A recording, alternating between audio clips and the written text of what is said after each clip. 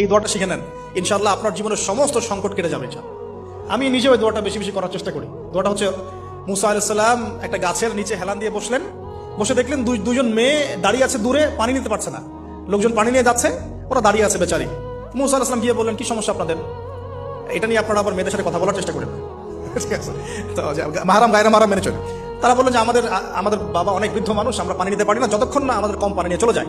মুসা আলাইহিস সালাম একটু বললাম না, ফিজিক্যালি খুব স্ট্রং ছিলেন, থাকে না বডি বিল্ডার, সামনে গিয়ে কথা বলে সরো পানি দিতে দাও, তখন মানুষ একটু মূল্যায়ন করে না।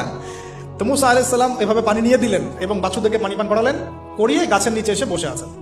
বসে বসে তিনি দোয়া করছেন, এই যে দোয়াটা তিনি দোয়া করছেন, রব্বি, একটা নেক কাজ করলেন না, মানুষের উপকার করলেন, নেক কাজ করে এসে গাছের নিচে বসে দোয়া করছে, আল্লাহ এখানে তো আমার খাবার পানি বাসস্থান কিছুই নাই, আমি কি করব?